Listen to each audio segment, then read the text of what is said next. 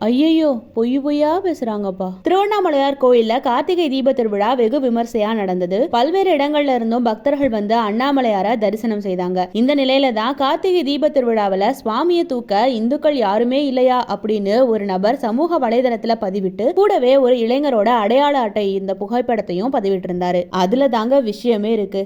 அவர் பதிவிட்ட அந்த அடையாள அட்டையில ஷாருக் கான் அப்படின்னு அந்த இளைஞரோட பெயர் குறிப்பிடப்பட்டிருந்தது. கூடவே சுவாமி தூக்கும் பணியாளர் அப்படின்னு அதுல குறிப்பிடப்பட்டிருந்தது. உடனே நம்ம மத காப்பாளர்கள்லாம் சும்மா விடுவாங்களா?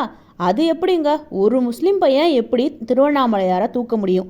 இதுதான் இந்து சமய அறநிலையத்துறையின் லட்சணமா?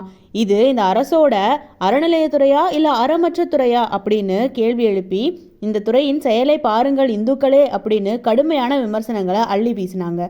கூடவே அதுல வன்மத்தையும் கொஞ்சம் சேர்த்து தூவி விட்டுருந்தாங்க. இதற்கு பதிலளிக்கும் விதமாக தமிழக அரசின் உண்மை கண்டறியும் இணையதளம் விளக்கம் அளிச்சிருந்தாங்க.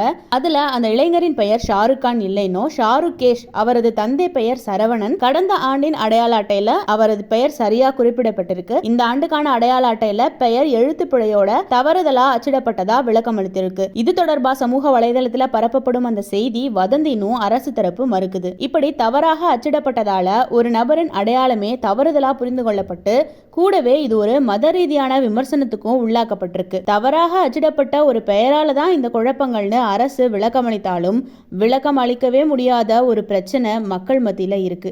அதுதாங்க மனநிலை. கடவுளின் சிலையை யாரு மனமும் வந்து தூக்கினா என்ன, நல்லதுதானே? இதை ஒரு பெரிய குற்றமா சுட்டிக்காட்டி ஒரு மத ரீதியான தூண்டுதலா கொண்டு போற வரைக்கும் இருக்கிற அந்த மக்களோட மனநிலைக்கு யாரு தான் விளக்கம் கொடுப்பா?